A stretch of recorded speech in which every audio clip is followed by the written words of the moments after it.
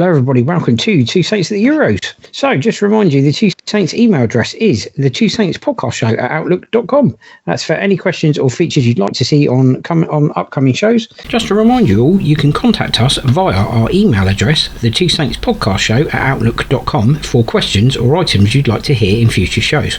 You can listen to the radio show on Fiesta 95 FM in Southampton and via onlineradiobox.com. Also, the Two Saints podcast show is now available via Spotify, SoundCloud, Overcast, Acast, Apple Podcasts, Google Podcasts, Deezer, iHeartRadio, Amazon Music and Podbean, or via our Facebook page, The Two Saints Show, and our YouTube channel, The Two Saints Podcast Show.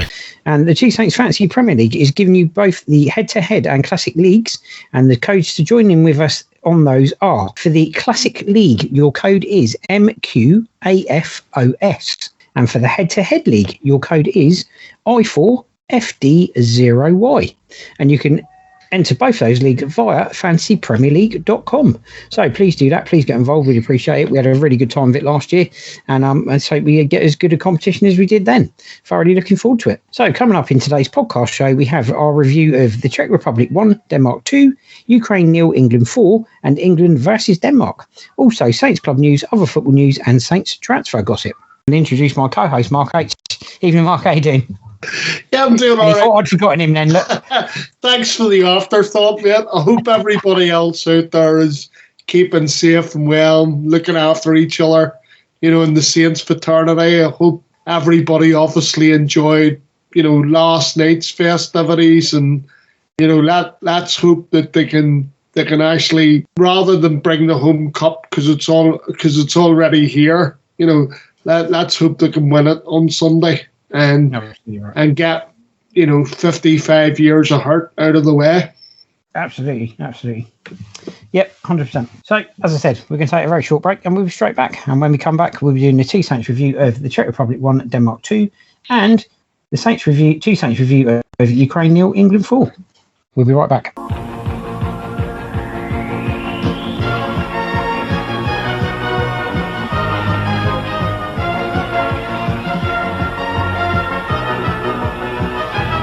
From Thursday the 17th of June, we're bringing you Two Saints at the Euros, which will run for the duration of the competition.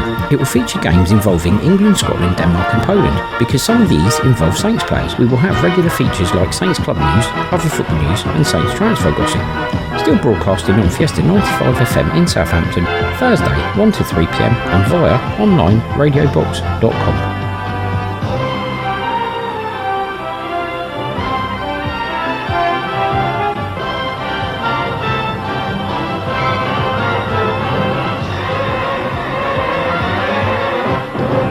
Right, welcome back everybody.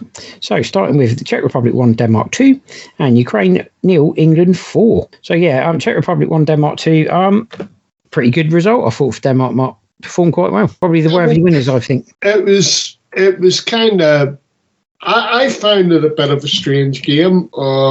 Obviously Denmark scored early doors that basically gave them the momentum. Certainly first half, I felt that, they were controlling large chunks of the game. And obviously Thomas Delaney popped up with the goal early doors. I think it was around about the 5th minute. And then you had, I was a bit disappointed that the Czech Republic I didn't feel like they really responded that much to the fact that the Danes had gone in front. And it was kind of, a few weeks ago we were talking about, Poland only reacting whenever they've gone down to a goal, or, a bit like Saints, to be fair. So, So, obviously then you had the situation where, probably one of the golden boys of the tournament, Kasper Goldberg puts Denmark 2-0 up. I think that's his third goal in as many games during the tournament. So, they would have been going into the half-time fairly confident, thinking to themselves, one through semi-finals. And then you had basically more or less a situation where, Czech Republic came out, and straight away you could see that there was a different mindset going on. Yep. Kufel was kind of getting much more joy down his side of the pitch on the right-hand side. And obviously, the ball gets crossed in, and Czech manages to, put the Czech Republic on the score sheet. And then, as always seems to happen in games of football these days, Denmark, like they were on the retreat, the Czech Republic tails were up, and you're sort of sat there and you're thinking to yourself, what have you got? But I think, the strange thing was there was one or two near misses, but again, when it went 2-1, and you could sort of see that obviously the Czech Republic's trying to get on the front foot, you think, there's a good chance of it going to penalties. But really, I don't remember anything particularly too decisive. You're sort of sat there and you're thinking to yourself, right, now that's definitely go to extra time. Yeah, oh, definitely. I think at the end of the day, the Denmark back three looked fairly, the three central defenders, they all look fairly comfortable for me. So I don't know who the really tall one is, but he's looking like a £50 million plus defender at the moment. Yeah, no. Well, looks can be deceiving, mate. That's all I would say on that. But yeah, I mean, it was, I've got to say, obviously, I was pleased for the Danes. Obviously, a bit like England. They've embraced the tournament, and they've done well.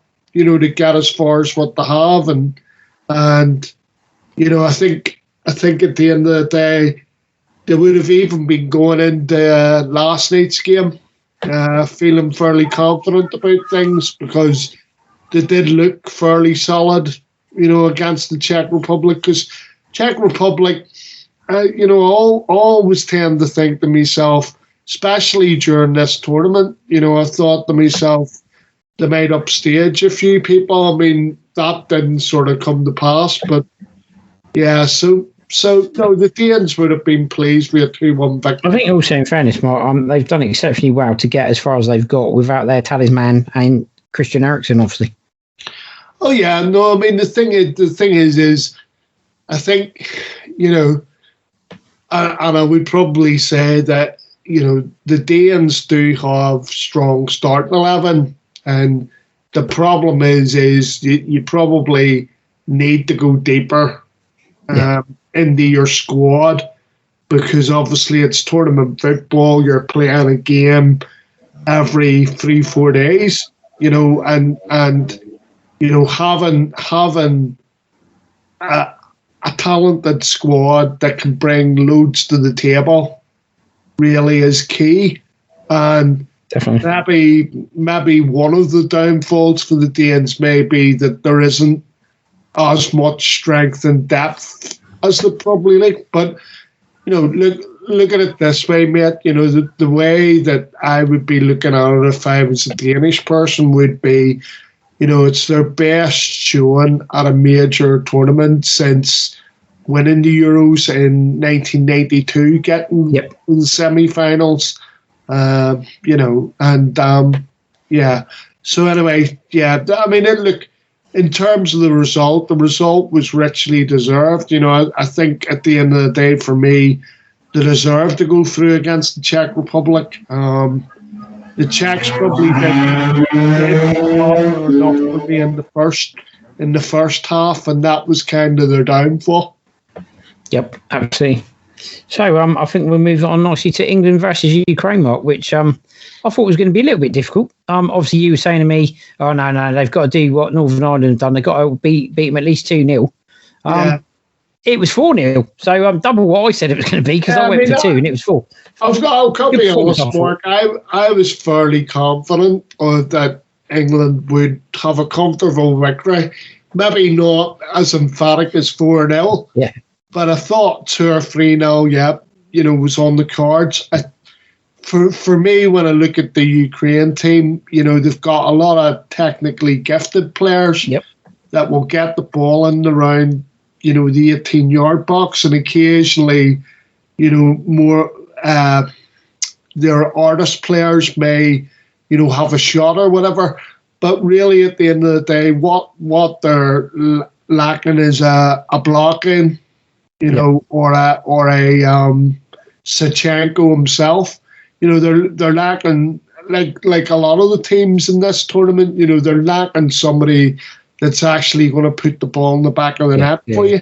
And I think for me, that's probably where the Ukrainians suffer quite a bit, because they've got enough technically good footballers, and as I say, they look very, very good, but they get the ball to in around the 18-yard box, and then it's a little bit of a struggle unless they're prepared to have a go themselves, So I mean, just looking at that game as a whole, I mean, again, it was to me it was fairly straightforward because Harry Kane giving England the lead in the fourth minute, I think it was, and and again, it's you're setting your stall out. You're dictating the tone of the game. Then, the fact that you've scored that early on, and then probably I've got to say, Sterling was outstanding during this game, even though he personally didn't get on the score sheet, but he was England's best performer on the night for me. Although I think man of the match went to Harry Maguire, didn't it, as far as I know? I think so, yeah. I mean, as I say, that kind of set the tone, and England looked fairly comfortable throughout the first half, and then we sort of had a little bit of a repeat of basically what happened in the opening stage of the first half, where England go and score more or less straight from the kickoff. For me, actually, I thought that goal actually epitomised how easy a performance it was for England, in the fact that Ukraine didn't even touch the ball before it's in the back of the net. Before it was in the back, yeah. And the thing is like, once it went 2-0, you just kind of knew that Ukraine weren't going to be coming back from it. England were just in cruise mode. They were in cruise mode, weren't they? Yeah. It was like having your car on the motorway. England stuck the team in cruise control, and that was it. And just cruised to the end of the game. Yeah, I mean, the thing is like it was kind of obviously I would say Shaw also had a good game. I mean, he provided the assist for Harry Maguire's goal, and I think he's proved that whether Mourinho likes it or not, he was wrong to call him out. I think maybe it was in an attempt for him to get him to turn his career around, but I think if we're talking, funnily enough, like, we all, Saints fans would always turn around and say Nathan Redmond needs an arm round the shoulder. Well, I think the thing is arms round shoulders work with certain players. Luke Shaw is one of them, because I do feel that in Solskjaer as the United manager, and then Gareth Southgate as the national manager, but because he's treated in such a way, I think that has helped to bring the best out of him, both at club level and international level. I was reading yesterday, a couple of players were asked, it's funny you should say what you said, in the fact that a couple of players were asked what it is that Gareth Southgate's done. And they basically said it's not even anything complicated. He talks to the players. And like you just said, Luke Shaw, one of those players, and he's had a blinding tournament. He's played really well. It's about good communication and treating the players like adults, like men, like, adults, really, at the end of the day, because, you know, I look back at some of the reigns of some of the previous England managers, you know, our Italian friend. Yep. And I remember, you know, the players actually complaining because he wouldn't let them have any margarine or butter on their toast. Yeah, absolutely. When they were having breakfast. Yeah. You know, and apparently Tommy Cooper was actually at the game. It doesn't surprise me. On was it Saturday night? I can't remember now. Tuesday night, Saturday night, whatever night it was.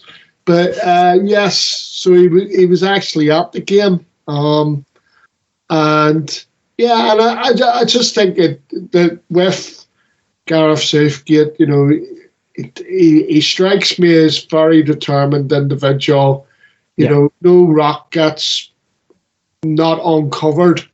You know, as a manager and a coach, and you know he's got a good coaching team, and they work diligently together. You know, in terms of even you know your in-game substitutions and stuff like that. So you know, even though people sit there and he does, you know, come in for a certain amount of flack, I mean, you can't fault what it is that the man's doing, and you know, hopefully come, you know, Sunday night it'll be the cherry on the top for him. You know, absolutely. But just to go back to the game itself, I mean, obviously, it was kind of frustrating for me because obviously Harry Maguire scored, Mark, and he's probably one of my least favourite players, right?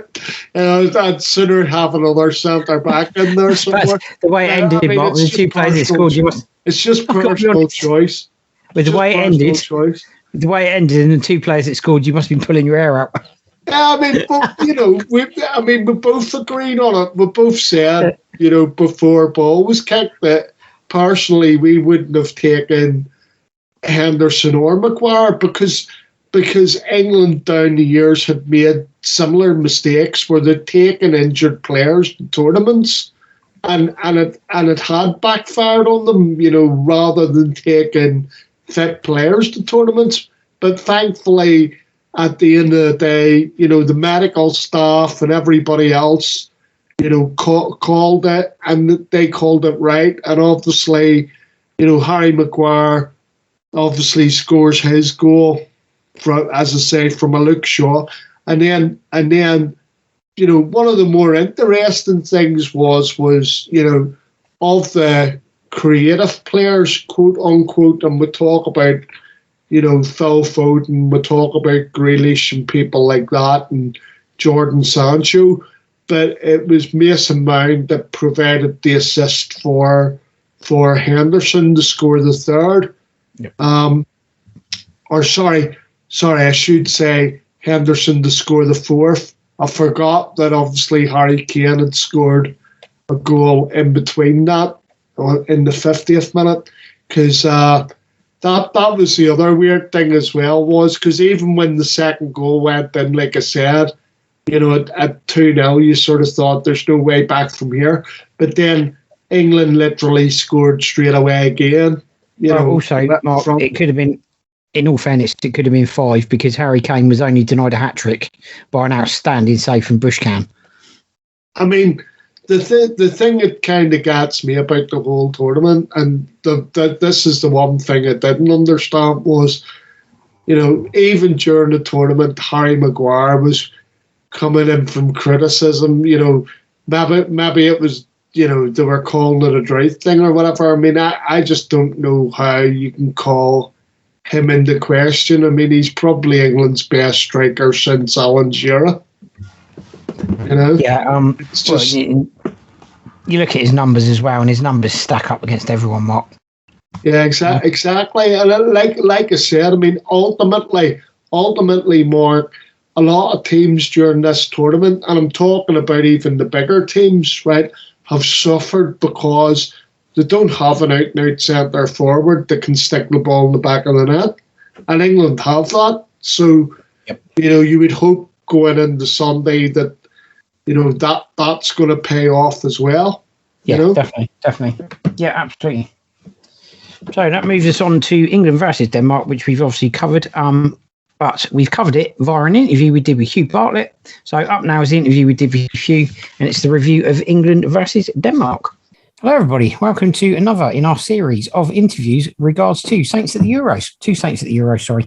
And we're lucky enough to be joined by Hugh Bartlett again. And Hugh was lucky enough to be at the semi-final, England versus Denmark. So good evening, Hugh. Good to see you. And good to hear from you. Likewise. Just to introduce myself, Mark C, the host of Two Saints at the Euros, as you all know it normally, the Two Saints podcast show. And we're joined by my co-host as well, Mark H, who's going to conduct the interview with you and myself. Evening, Mark. All right, how's it going? You're good. Pretty buoyed after yesterday, got to admit. Good. That's what I like to hear, positivity all right. Yeah, apparently there's some sort of tournament that's coming home by all accounts. Something to do with football. Let's celebrate it once it's in the bag. Yeah, absolutely. Well, we've got to the final. We'll celebrate that because it's been a long time, 55 years in the making. Yeah, no, 100. Anyway, So Hugh, first of all, just to start off with, give us a bit of a feel for the atmosphere. I know you turned around and told me before we started recording that there was thousands of people turned up who actually didn't have a ticket. Why they were there, who knows? But yeah, just give me a feel basically before kickoff, of the atmosphere and stuff. It was absolutely fantastic. Everyone was in a really buoyant mood, and they were blasting all the traditional songs. It's Coming Home, Sweet Caroline, and every single fan in the stadium was getting behind the team, which is very unlike England. Normally, they're on the players' backs from the start to finish of the game. So it was a really good atmosphere. Let's get into the game. So let's get on with the game anyway. So I don't know how it was for you, Hugh, but I actually thought that the start was fairly tentative from both sides. I thought England sort of got into a stride first, and then Denmark sort of countered in the sense that it looked like England were getting a foothold in the game, and then obviously Denmark had a patch where they were on top, and obviously that was what led to the first goal, which obviously Damsgaard, who's basically been a revelation during the tournament. And I'm sure there'll be a few Premier League scouts looking at trying to get hold of him. But how did you see it from where you were? Yeah, so as you'd expect, it's new territory for most of the players. So it was quite a cagey opening 20 minutes in the game.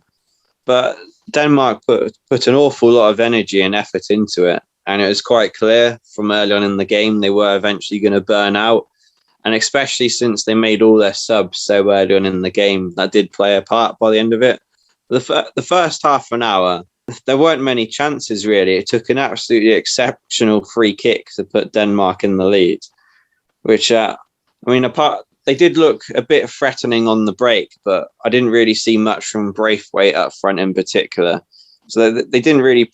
I felt as if England were going to take the lead, they would have won the game quite comfortably.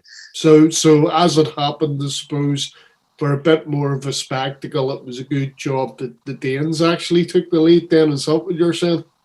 Yeah, they came with, bearing in mind, there's a gulf of quality between the two teams. They came with the plan you'd expect them to come with, pack the defence, and if an opportunity opens up, try and hit them on the break. But ultimately, if they take it to penalties, that'd be a good result. So just on so obviously 9 minutes later, I think it was, or 10 minutes later, England scored their equaliser. How did you see it? Because at first, obviously, I thought Raheem Sterling had actually scored the goal, and then I discovered it was an own goal. Well, the stadium announcer and the scoreboard put it as Raheem Sterling, so every single person in the stadium thought it was him. It reminds me very much when we beat Sunderland 9-0 and every single fan thought Sadio Mane had scored, but it was actually an own goal by Van Aanholt. It was very tight, wasn't it? But you can't really blame the defender, because if he doesn't go in for that, it's a certain goal. So you can't blame him for trying. It was a deflection, and at the end of the day, I have to admit I was a bit gutted for Raheem Sterling because, I mean, he's been main man of the tournament, to be honest with you. And I don't see that changing come Sunday neither. But I've got to be honest, Mark, and I'll ask you what his take on it was. I actually thought Raheem Sterling was unplayable last night. What did you think, Hugh? Yeah, end product could have been slightly better. There were a couple of chances in the first half. I mean, England were very wasteful throughout the game. Not just him, to be fair. But if he was slightly more clinical, he would easily be the best player of the tournament for sure. Also, obviously, we get to the penalties and whatever later. But do you actually think they would have given a penalty had that goal not gone in? Because it looked as though Sterling actually got fouled as the player put it in. So do you think they would have given a penalty even if he'd not scored? Well, but based on the penalty later in the game, they'll give a penalty if someone breathes on someone, to be fair. That's a good point. Ooh, controversial there. So anyway, obviously we'll have half-time, both teams going up 1-1. Come out to the second half. I mean, how did you see the start of the second half? I mean, I have to say that I thought the Danes dropped off massively, and I couldn't help but think that during the second half, part of the reason for that may have been the fact that, you know, they were playing their quarter final in Azerbaijan, and obviously then they're travelling. I mean, don't get me wrong, it's the same for England having to travel back from Italy, but I mean, Azerbaijan's a bit more of a journey, you know? Yeah, the problem they've got a very good starting 11, but you look at their options on the bench, I haven't heard of most of them, to be fair. So it's been a consistent starting 11 playing throughout the tournament. Yeah. And they did try and shake things up. They made a triple sub very early in the game to add some fresh legs, but still the fatigue was taking its toll on their players, wasn't it? And as the game wore on, yeah, it was more clear that England were going to, pass them to death at certain points. Like even when England scored the second goal, there was a spell of play when there was about 50 passes without Denmark getting close to the ball. So unfortunately, fatigue did take its toll on them in the second half. I saw the footage of that, Hugh. It's 53 passes before England lost possession. Unbelievable. I've got to say, Hugh, just as you say about the substitutions, I mean, it felt to me like, and obviously the Danish manager was well aware of, travel and using the squad, given, what you have just spoken about the starting 11 and things like that there. But I don't think I can recall as many substitutes in 90 minutes. Seriously, in a game of football. I mean, at one point, I was asking myself, have we gone in the extra time? There was that many substitutes, because I know you can use extra subs during the extra time, can't you? Well, and Southgate was very cautious with making subs. It wasn't actually until extra time when he started bringing lots of fresh legs on. Yeah, no, that's true, I suppose. But yeah, so anyway, so we'll move into let's move in the extra time. I mean, how did you think the balance of power was after the 90 minutes and obviously at the start of extra time? I mean, did you feel that, like myself, England were on top? Because, as I say, the Danes at the start of the second half and even going into the extra time, I felt that, they were inviting England onto them, basically, for me. They were. I was very surprised when they took Kasper Dolberg off, because for me, he's their one real danger man up top. And when he left the pitch, they really lacked any oomph, and they lost a lot of pace going forward as well, didn't they? I felt they lost. I felt they lost something as well, Hugh, when they took Damsgaard off, the goal scorer. Well, yeah, very true. I mean, ultimately, there was only one. Their best chance of winning the game was to take it to penalties, and if it weren't for a controversial decision, they might well have got that. The other thing I was going to ask you was, I mean, what was how did you see the introduction of Grealish? Because obviously there's been a bit of talk about, why was the decision taken again for him to be, unleashed, if you like, with half an hour of the game still to be played. I mean, did you have any feeling about it? Did you feel he made an impact whenever Jack came on, or how did you see it? I was very surprised that he left Grealish and Phil Foden out the team, because you're missing out on a lot of flair. You need a player like that to feed the ball through to Kane, really. And for most of the 90 minutes, without either of those players, Kane did struggle. Any time he had the ball, he had to win it back himself. He lacked serious service, which is mainly why the game went to extra time, isn't it? Yes. I mean, I agree. I would agree with the service. But then I would also say that Saka was giving Vestergaard an absolute nightmare. Yeah, I agree. There's plenty of threat out wide. I think perhaps they just could have done with a player through the middle, a Grealish or Phil Foden, and that would have gave them an extra edge to break Denmark down. Yeah, no, I sort of felt that. Maybe Gareth's thinking was, let's wear them out and then bring on the creative players sort of later on to sort of deliver the knockout blow. I mean, that was kind of the way I was looking at it, and I'm assuming that was the thought that he had, but who knows? Well, I mean, it paid off, so we can't be too critical of the manager, to be fair. Oh, no. So I think it was a minute before half-time and extra time that the penalty came. Let's get to the nitty-gritty. How did you see it? First of all, it was clear there were two balls on the pitch. But, I mean, it's hard to, a lot of people have a different opinion on that. So I believe some of the defenders were tracking the wrong ball, and that definitely had an influence in the build-up to the penalty. But despite that, there's just not enough in it for me to give a penalty. I think it's absolutely staggering that VAR didn't recommend the referee at least have a second look at the monitor. In all fairness to you, I think Denmark actually got away with one before that, the one on Harry Kane, which looked a far clearer penalty than the one on Sterling. Maybe, yeah. No, that's true, Mark. I'd go along with that. The other thing is, I mean, was it a good penalty? Was it a good save, or was it neither? It's a bit like Ward-Prowse's penalty at Arsenal, wasn't it? It was he got the job done, but far from convincing.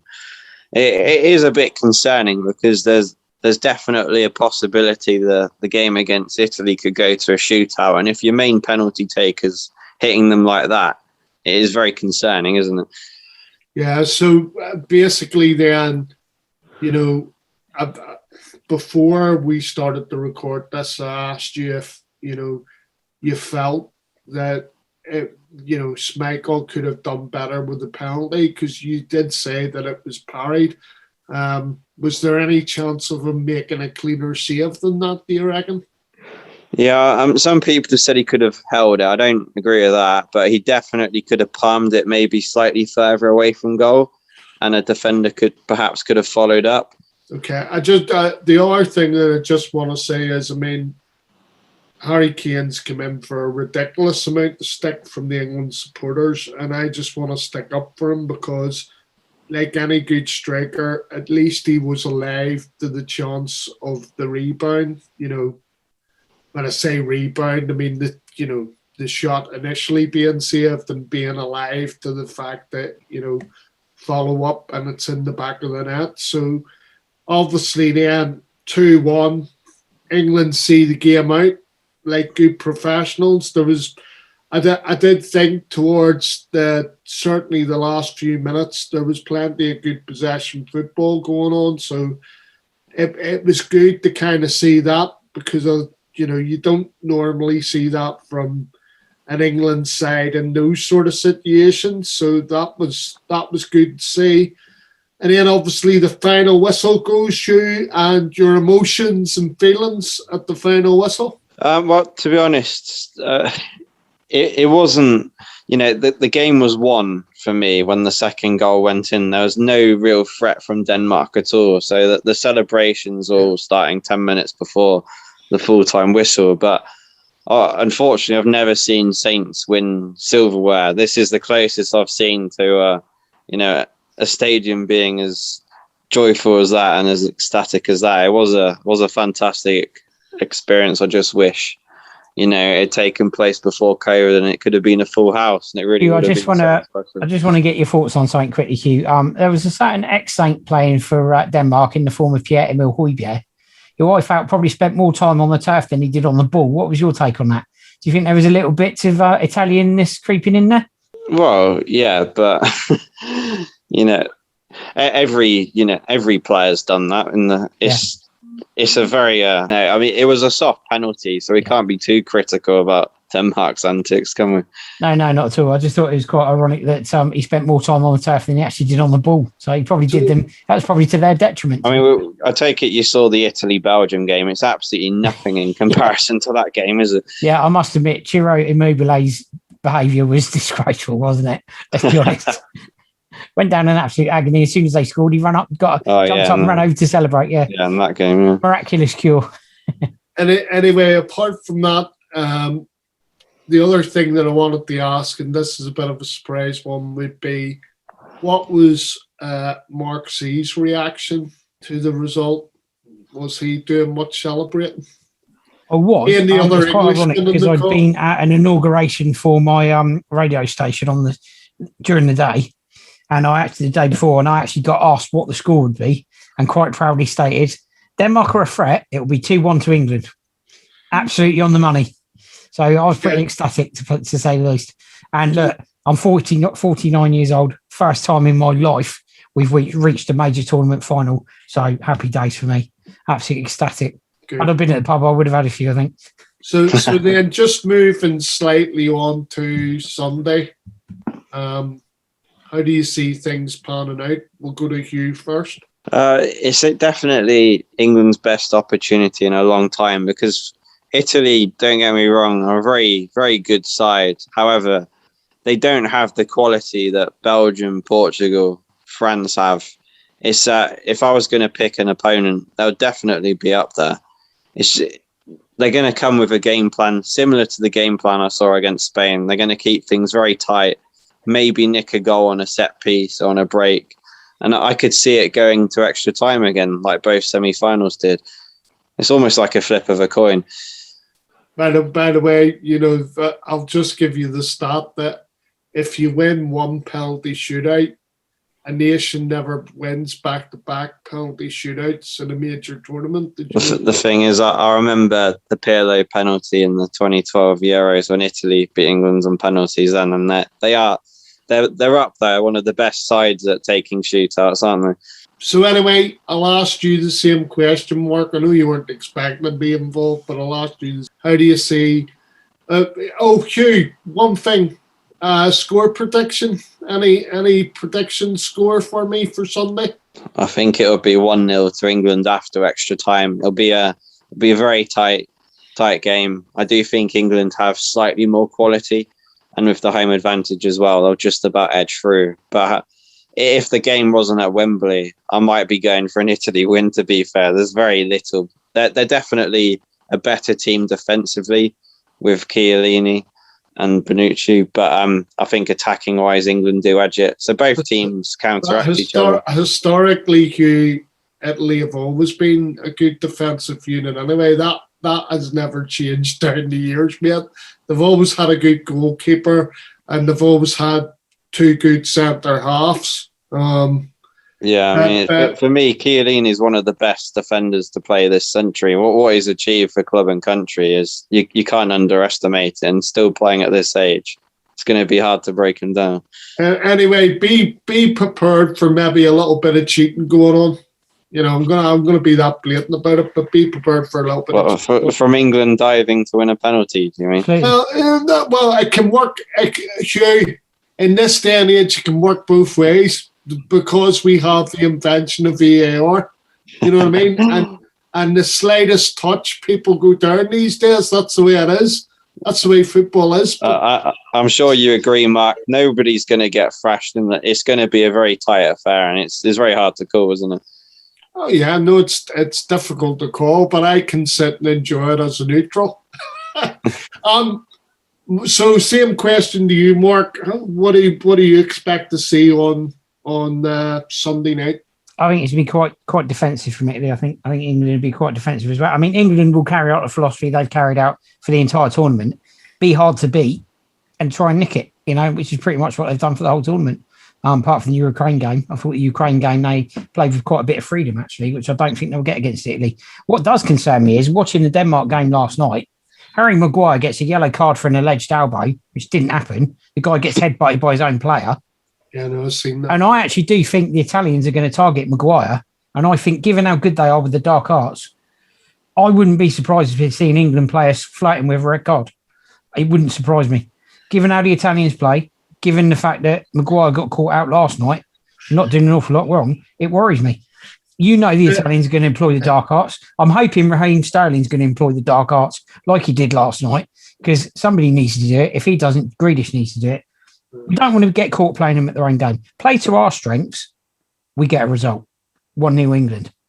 But if we let the Italians get a grip on the game and if we let them get away with what they're good at, I can see an England player getting a card. Are you predicting a 1-0 England score? I'm going to say 1-0 England, provided we keep 11 players on the pitch. If we keep 11 players on the pitch. The only worry about that, Mark, is I remember an incident against another team that was fairly good at doing the dark arts, although they did have an individual who was exquisite on the ball in Maradona. Yep. Argentina, they don't have any problems with, let's say, I call it cheating. Yep. I call it hassle.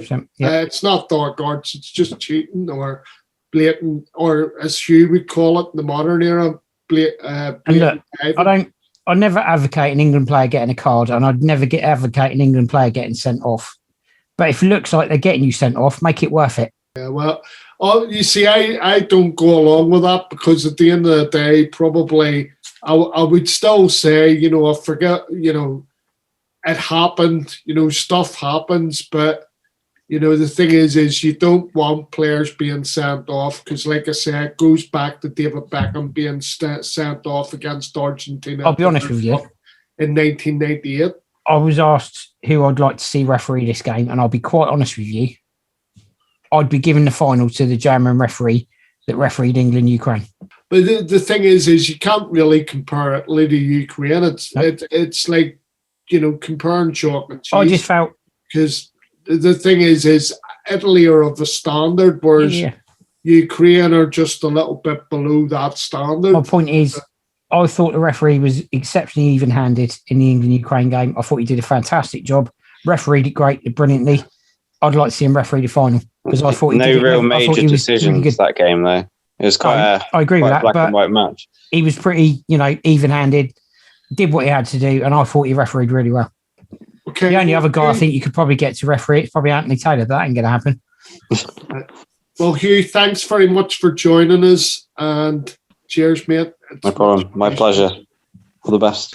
Right, there we go. It's a really good interview we did with Hugh. He was lucky enough to be at the semi-final. Cool. I wish I'd been there. Sort of. Part of me does, part of me doesn't. But anyway, it's really, really good, Mark. Great interview. Well done. So, moving on now. Saints Club news. Saints secure Perraud signing. Reaction to the Romain Perraud signing. Saints line up pre-season friendlies in Wales. They've also announced the details of their training camp. Vokins joins Ross County on loan. Southampton's September selections. Wolverhampton Wanderers been selected. Crawley Town have confirmed a pre-season friendly with Southampton. My mistake, got that the wrong way around. 10 youngsters signed academy scholarships. Southampton FC Women announced a 2021 retain list. Rafferty joins Southampton FC Women. Rafferty eager to push hometown forward. Rendell and Pusey New Horizons take part in the Saints Ability raffle. And Southampton FC, we want to hear your St Mary's memories. So plenty to get through, Mark. And we'll start with news of Romain Perraud signing for Southampton FC. And I have it on quite good authority for it. We've actually signed one of the best left backs in France, apparently. So we'll see. What do you make of it? Good signing? All I would say is that comment was just basically based on the fact that obviously he was in the French league team of the season. Yeah, so not necessarily reading that much into it. I mean, obviously as well he had spoken to he'd spoken Ibrahima Diallo. Yeah. Former Diallo teammate. about the move to Southampton, and obviously he got a glowing report back. It would seem that it was 12 million euro? So what, around 10, 11 million pounds, something like that? Roughly in that sort of ballpark, I believe. And maybe a bit more in add-ons. So, you just hope that obviously he's one of the main signings of the summer. And you would just hope that the thing is, and this is the problem, isn't it? You're just hoping that everything that we now sign, and they are a main first team player like he's going to be, that he hits the ground running straight away, and there's no problem. In terms of transition.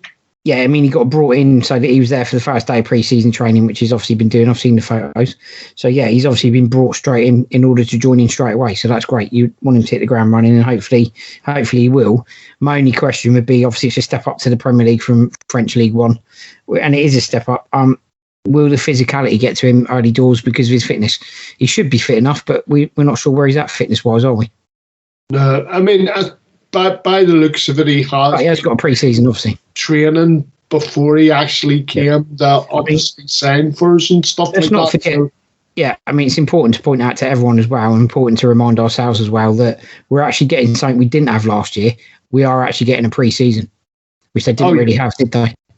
100%. So that's got to have an impact. And like I said, it would seem that he's been doing a bit of his own training even before, joining up with the Saints.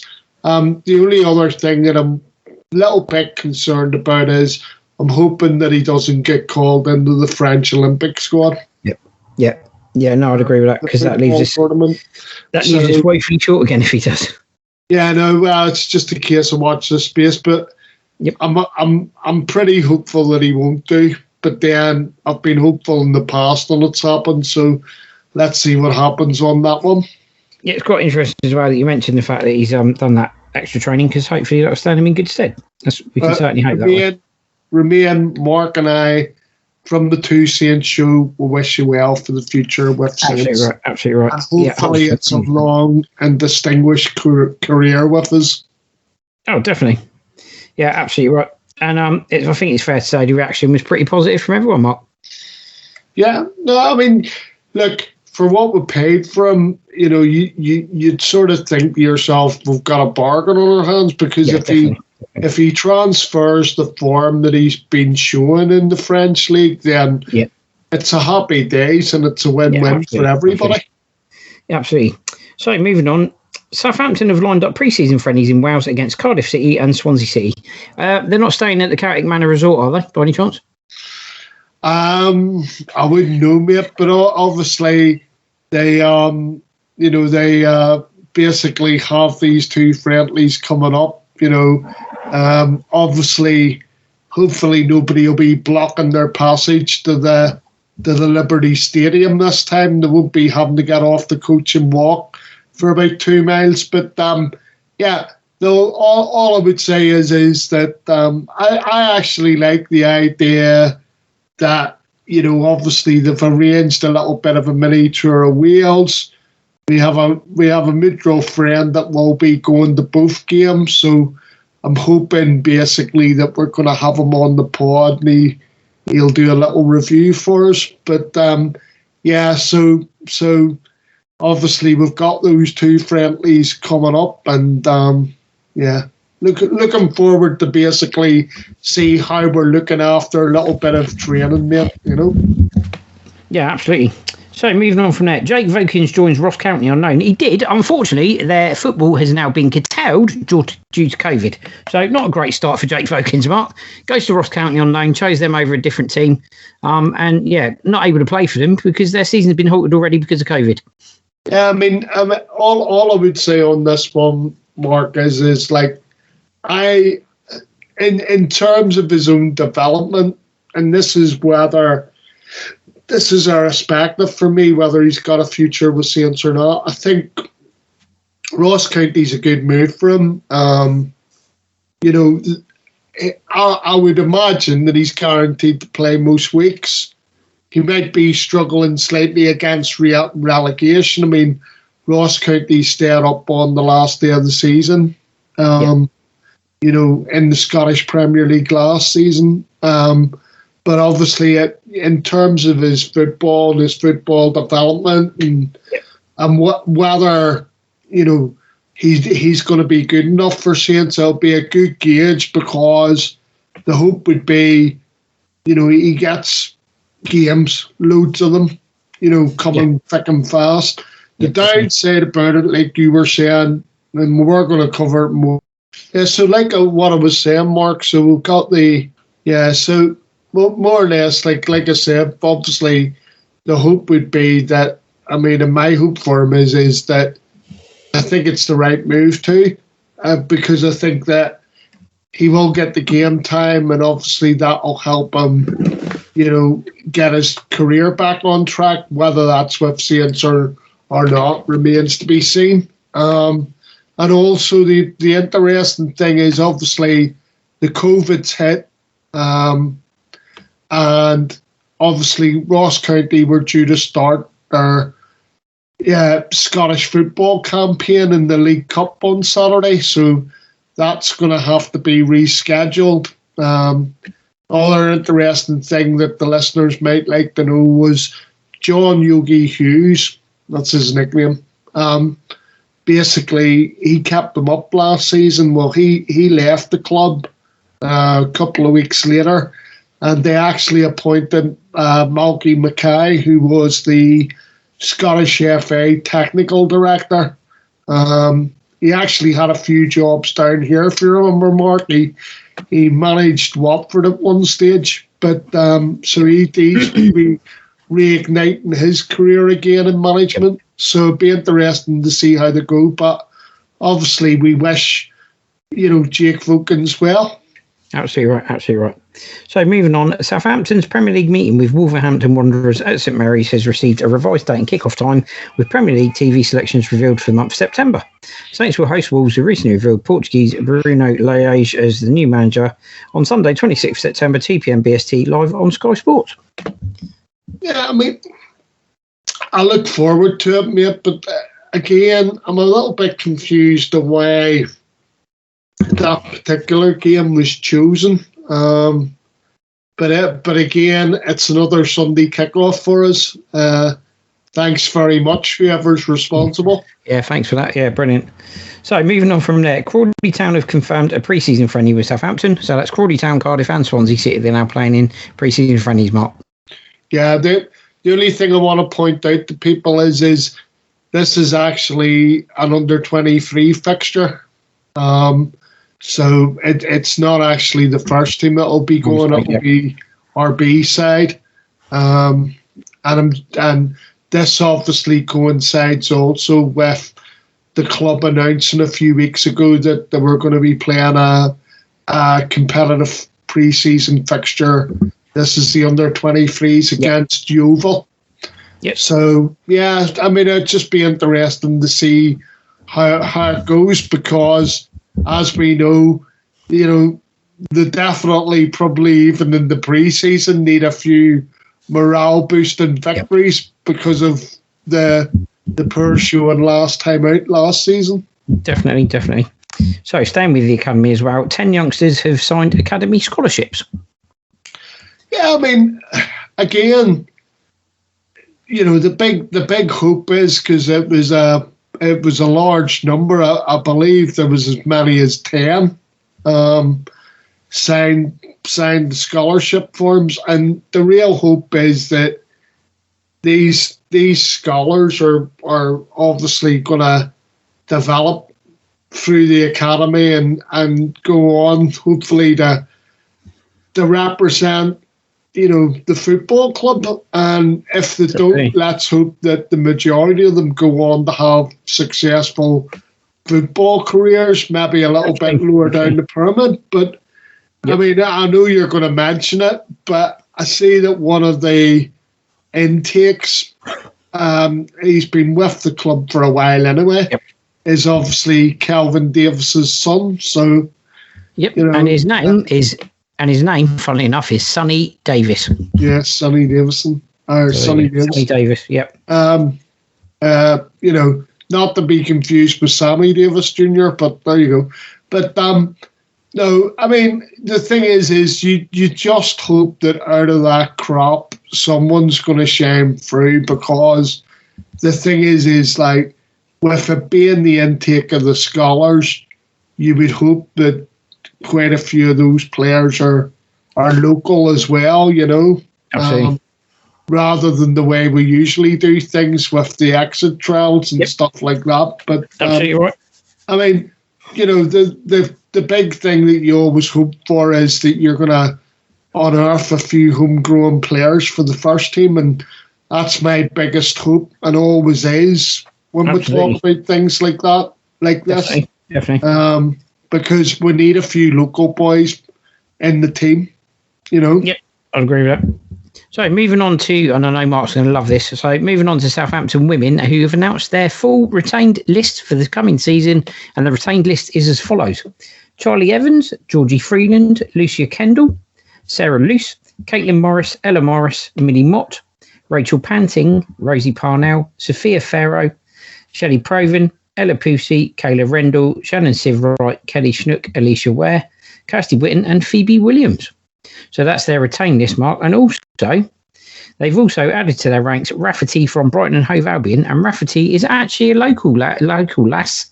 She's actually originally from Southampton. Southampton's her hometown, and she's returned to Southampton because she wants to push her hometown forward, which I think is fantastic. They've recruited her from Brighton and Hove Albion, obviously, and she's a defender. She's a local lass. So just to fill you in, so Laura actually spent last season on loan at Bristol City. Yep.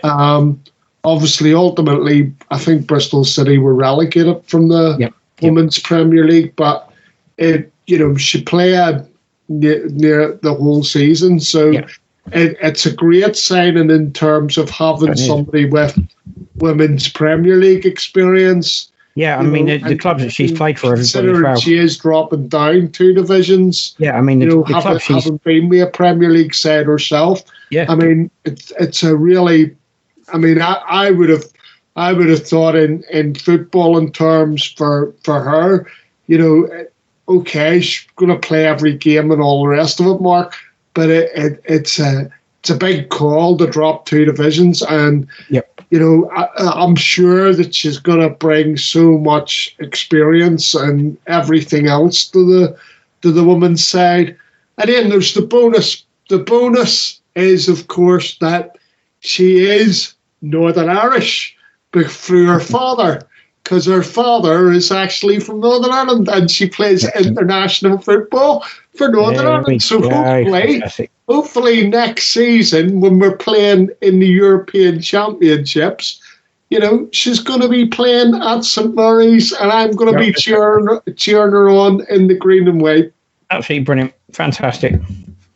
Yeah, great stuff. But really, really, I mean, you've got to say, when you look at it, you think to yourself, quality's signing, bearing in mind that, she's dropping down 2 leagues, but great news. News. Definitely. So moving on, Rendell and Pusey saying new horizons. It's very much a case of justice at last at Southampton FC women after the long-awaited promotion to Tier 3 was confirmed last month, a feat that was made all the sweeter for 2 members of the squad following the end-of-season awards. So, Kayla Rendell and Ella Pusey. Whilst the weather had let the side down this time round, the same couldn't be said for the 2 Saints players in attendance following their performances over the last 12 months. The free-scoring Pusey scored 13 goals in 12 games, including becoming the side's record goal scorer on her way to being awarded Virgin Media's Fans Player of the Season. I've loved being in front of goal, she said. I couldn't do it if I didn't have a team around me creating chance for me, working hard for me. It's a good atmosphere. It's nice to have some great personal accolades at the end of the season. Yep. And Kayla Rendell's FA Cup run saw her concede just 1 goal in the lead up to the 5th round. And they both did fantastically well. Couldn't have done it without them, could they?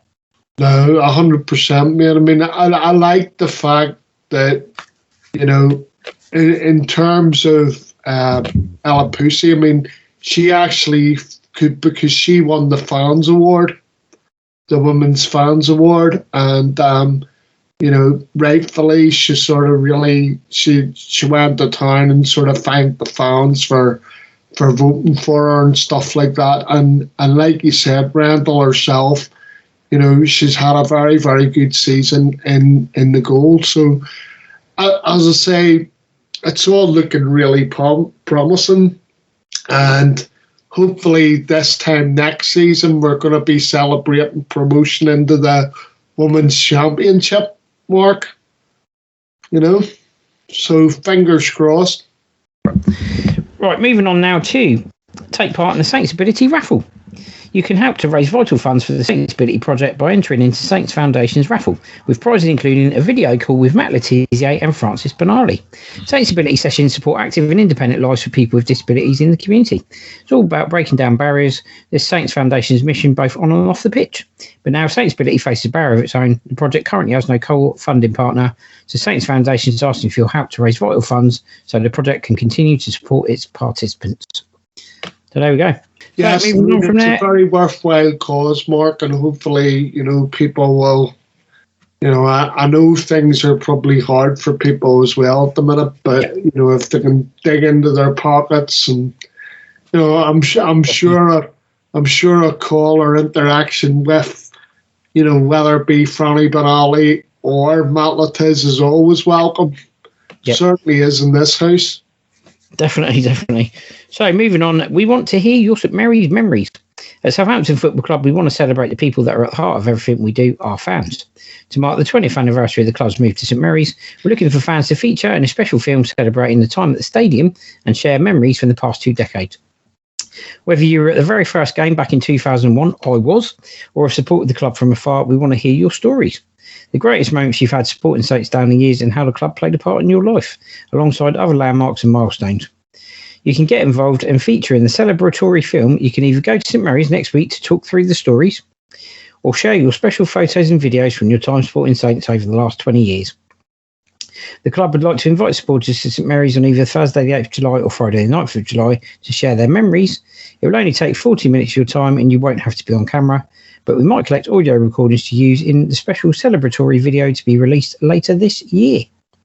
In particular, we'd like to hear from fans who got their first experience of watching football during the last 20 years, or even those who took their children or grandchildren to the first game. Well, Mark, you'll be pleased to know that I don't have any footage of myself, primarily because I don't believe in bringing cameras or, as the newfangled thing is, phones. I mean, I'm going to say this, and obviously then I'm going to talk a little bit about the article as well. But the thing is I've noticed during the Euros, right, the amount of people, right, you're there to watch a game of football. What are you doing filming it? I mean, watch it live. You're there to watch the football, not to film it. But anyway, just going back to the, what Saints want to do here. I mean, like you, I was at both games. So I was at the inaugural game, which was Espanyol, I think it was, in a friendly. I seem to remember Ted Bates being there as well. I think he was on the pitch before the game. And then the only other thing I remember is obviously the first competitive game at St Mary's, which was a complete damn squid. We played Chelsea and lost 2-0, if I remember rightly. So, yeah, I mean, and obviously there's loads of great memories, but, I can speak about. I mean, I think one for me that stands out, it wasn't particularly because it was a classic game. It was more the occasion. I think the 2 occasions that most stand out for me would have been the quarter-final win 2-0 against Wolves in the FA Cup run in 2003. And then later on from that, probably the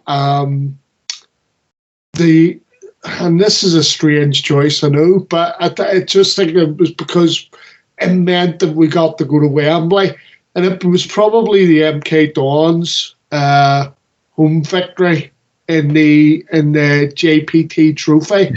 Yeah. Because the atmosphere, you had the kids lined up with the flags as the teams were coming out, if you remember, and that sort of, that always sort of stuck in my memory. So, those would have been two of the highlights for me. I mean, obviously beating Portsmouth, it's always a highlight.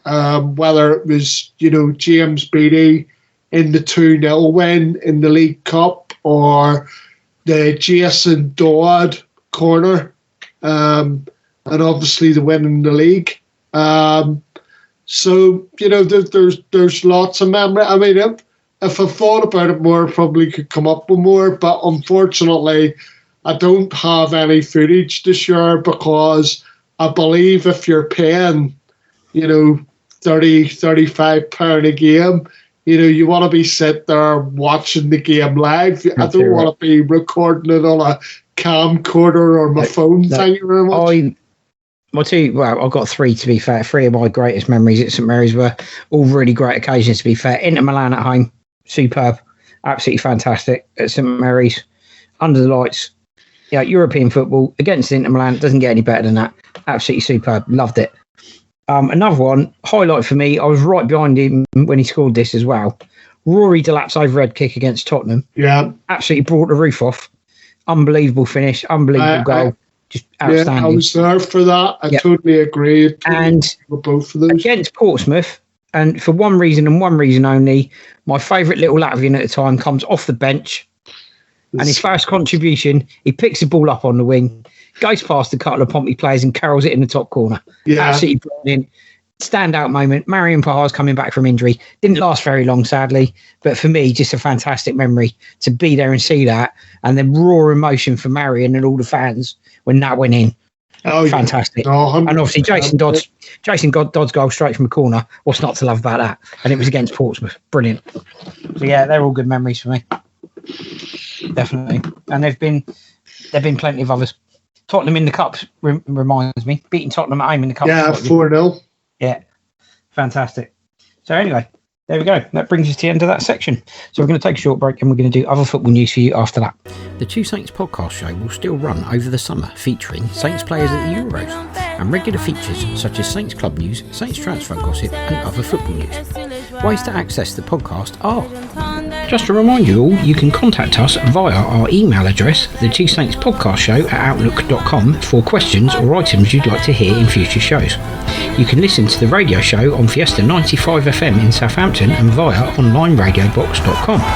Also, the Two Saints podcast show is now available via Spotify, Cloud, Overcast, Acast, Apple Podcasts, Google Podcasts, Deezer, iHeartRadio, Amazon Music and Podbean, or via our Facebook page, The Two Saints Show, and our YouTube channel, The Two Saints Podcast Show.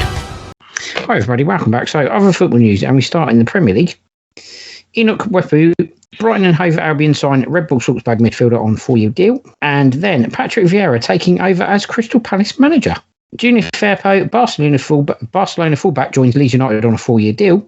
And Wolves signed winger Francisco Trincao on loan from Barcelona with option to buy. Those are your Premier League headlines. Starting with Enoch Wepu joining Brighton and Hove Albion from Red Bull Salzburg. Mark, good signing, I'd say. I would say it's a good signing. I mean, he's won a few titles with Red Bull Salzburg in Austria. I mean, obviously, this is where the test is coming into the Premier League. He's won the league there. He's won the Austrian Cup, their version of the FA Cup, 3 times. Brighton, who Albion have spent £18 million on this player. So, but it'd be interesting to see how he goes. I mean, I think it's a case of watch this space, see how he does. Let's see if he can adapt this game to the Premier League. Absolutely. So, Patrick Vieira appointed as Crystal Palace manager. So, yeah, I have to tell you, I was jumping for joy when I heard this news because, as you know, as a Saints fan, the first thing you do when the fixture list comes out, right, and you're looking at everything, and even though, signings haven't been made and all the rest of it, right, you still scramble around looking for 3 teams that are worse than you are. And I've done that since time immemorial, right? and lo and behold, this season I was struggling for 3 worse teams, right? Joy of joys when I heard that Patrick Vieira was being, anointed the new manager of Brighton, because I sat there and I thought to myself, yeah, Mark meant Crystal Palace, everyone. I don't have a problem with his playing career. He relatively hasn't really cut his teeth in management. He was at Nice. There was a departure lounge there. He's very much in the same sort of throes as, Henry. I'd love Henry to come and manage because yes, it's a name, but you sit there and you go, hasn't done anything. Nothing of any great stature. And it's the same with Patrick Vieira here. So he, good luck to him. And, but I'll be hoping against hope that he can't do a job for Crystal Palace. Right. And I feel pretty confident, given that they had 12 players that were out of contract, and it doesn't look like they're going to be signing many of those 12 players up again.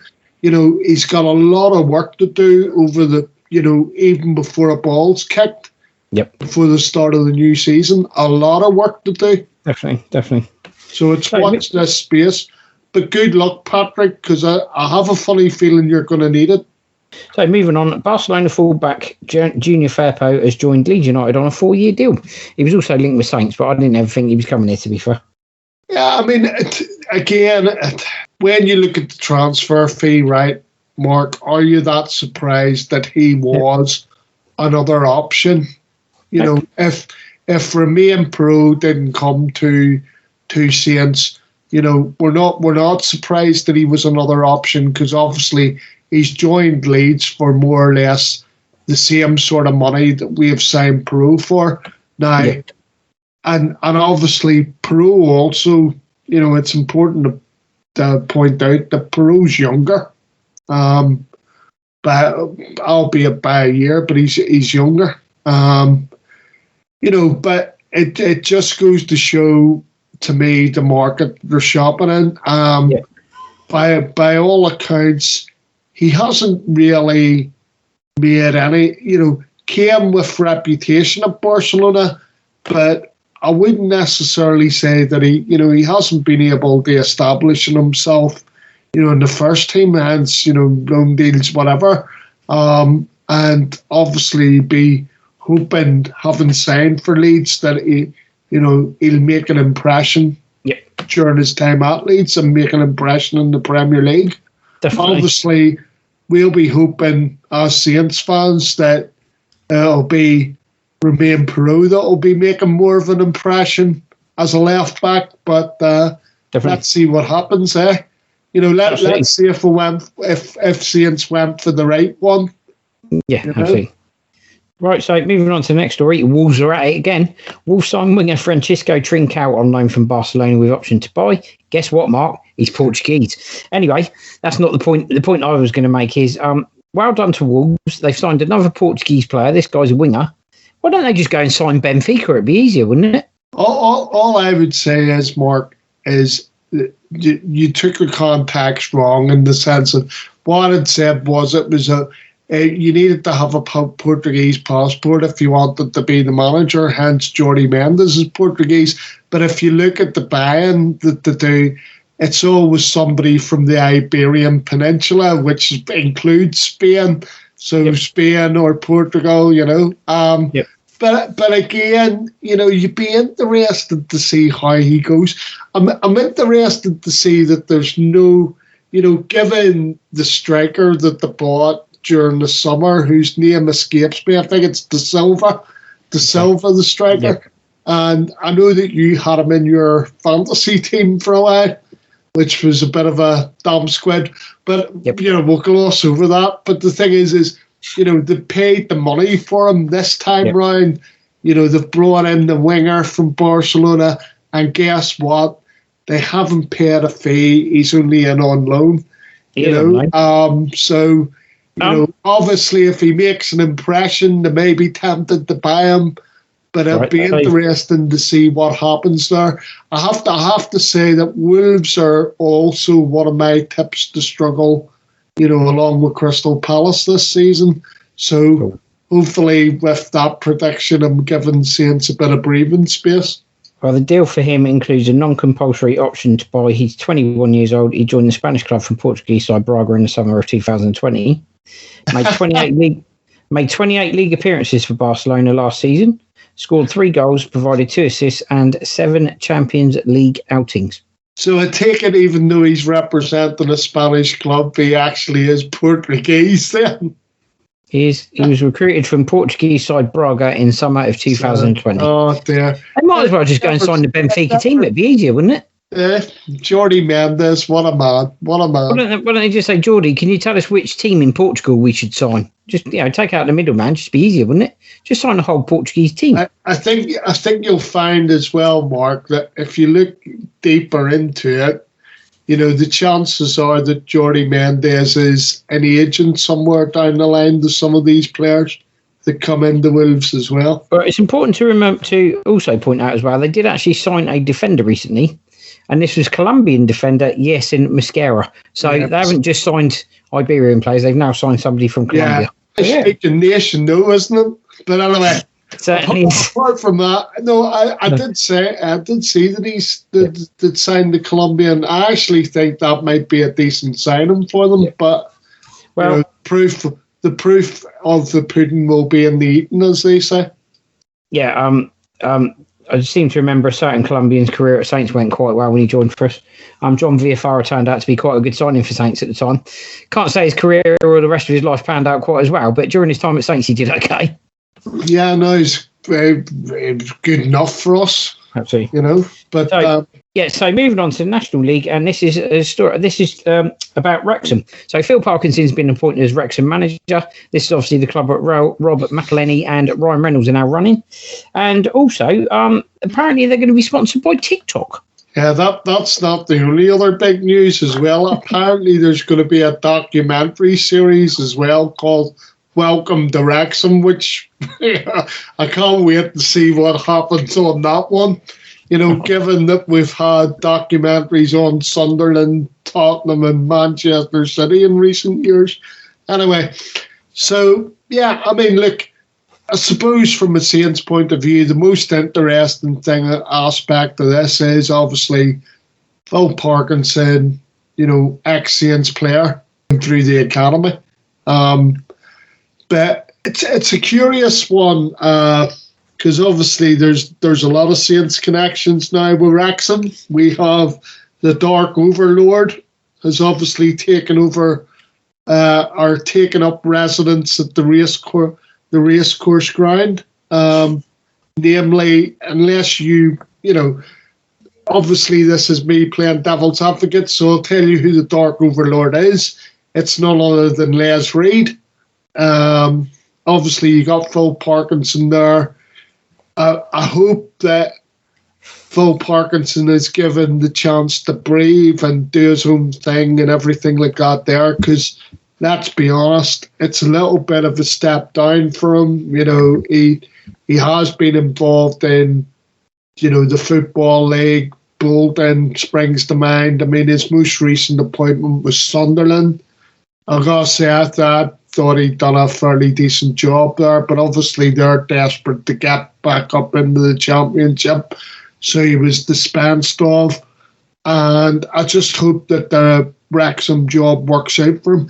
Certainly there's everything there in place, Mark, to suggest that, even this time round, and I know time's probably short in the pre-season and everything else, but Wrexham do have a really good chance of maybe even securing Football League next season. So, there'll be a little bit of heat on him there, but let's hope that Les Reed, lets the manager get on with the job of managing, and he isn't, overseeing everything in the same way that he was with us towards the end of his tenure at Saints. Don't give him too much control. Right, welcome back, everybody. Last section for today's pod is Saints transfer gossip. So we start with possible outs. Danny Ings, Southampton striker, rejects new contract. Danny Ings' contract refusal denied. Tottenham open talks for shrewd Premier League signing as Paratici targets 2. Serie A side reportedly interested in Saints midfielder Mario Lemina. Those are the possible outs. And the possible ins, Man United's Brandon Williams set to join Southampton on season-long loan. And Southampton edge closer to striking Blackburn Rovers transfer agreement for Adam Armstrong. So starting with Danny Ings apparently rejects new contract, Mark, and then denial that he has rejected it at all. Right, so Saints would probably be better off running down his contract anyway.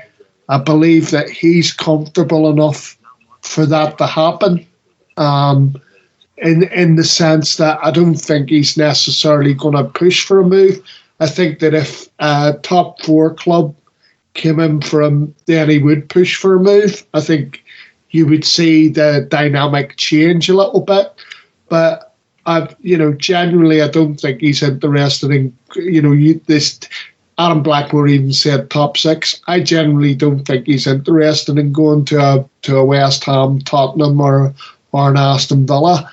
I think he wants to go to a top 4 club. Now, while he's under contract, do they want to shelve out the 20 million? Probably not.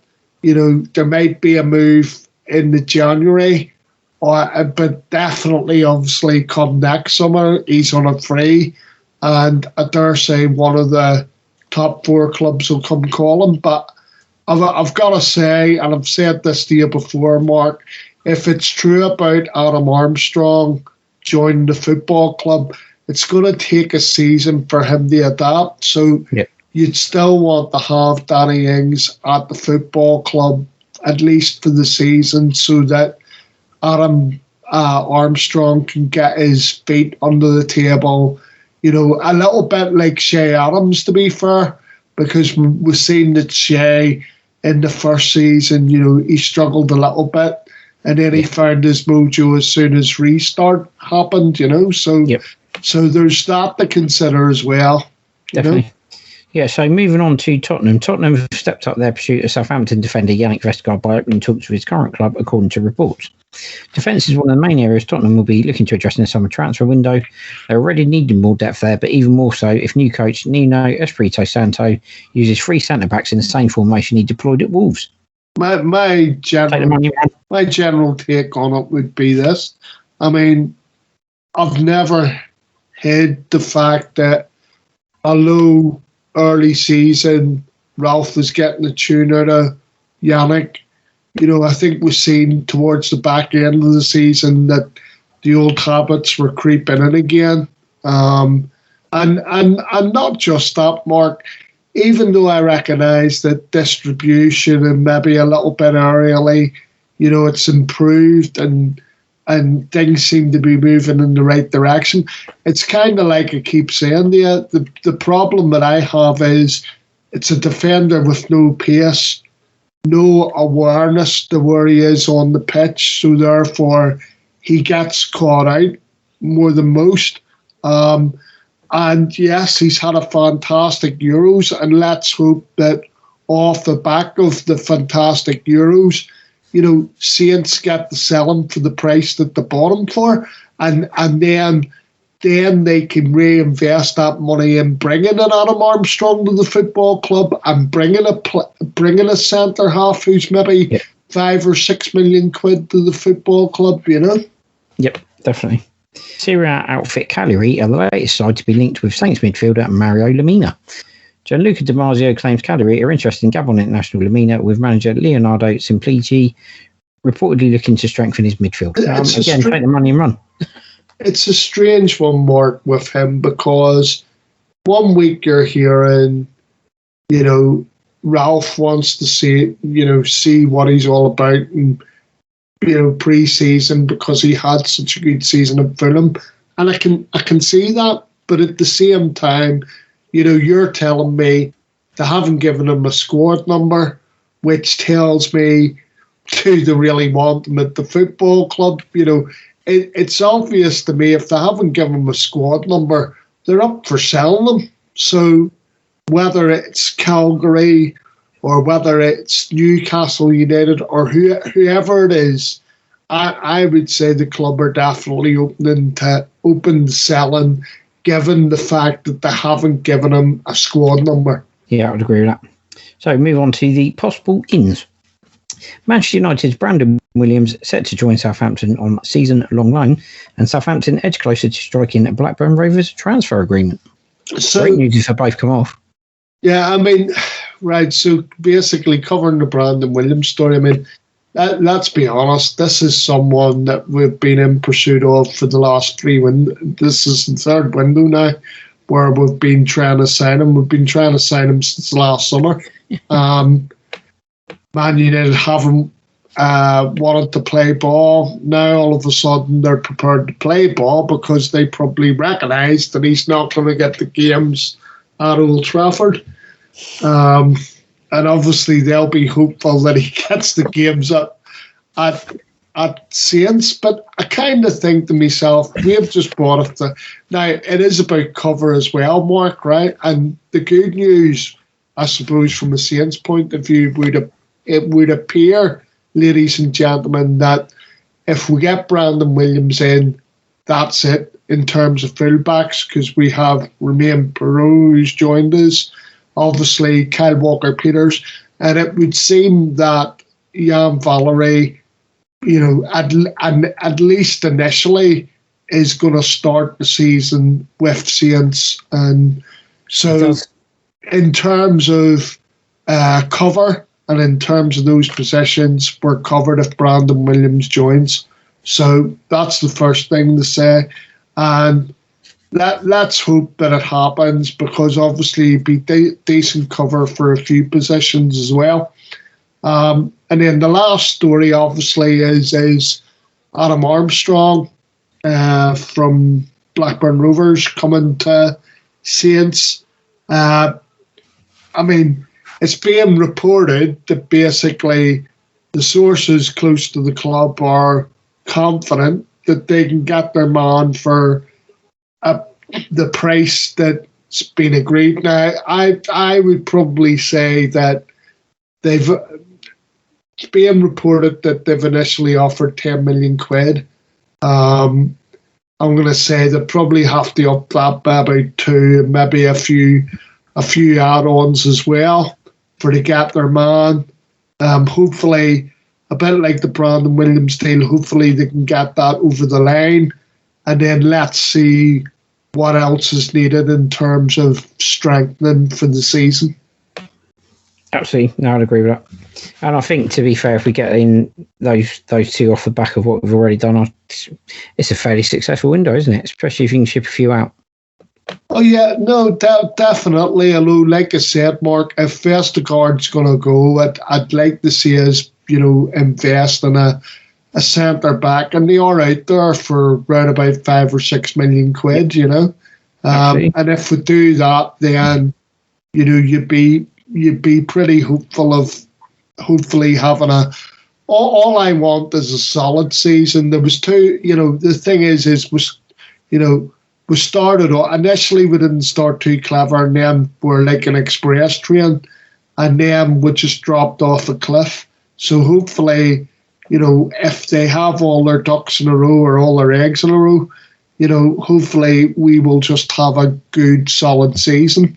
And that's really what I want. I just don't want the stress of having to worry about anything particularly. Yep, I agree with that. So that wraps up the pod for today. So thank you for joining us again. So it's goodbye from myself.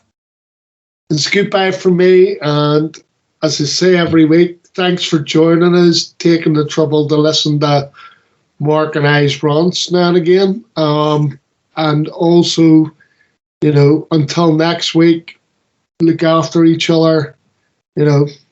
Us supporters in the Saints fraternity, we all need looking after. And till next week, take care. Absolutely right. So just a reminder of the Fantasy Premier League that we're running for the Two Saints podcast show.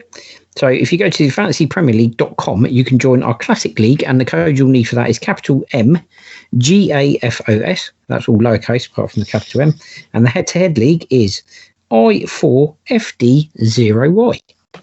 So the Classic League MQAFOS and Head-to-Head League I4FD0Y, and that's fantasypremierleague.com. So please join in. Let's hope we have as successful campaign as we did last time around, because we thoroughly enjoyed that. So thank you for joining us again for Two Saints at the Euros, and we will be back again next week for more football-related news.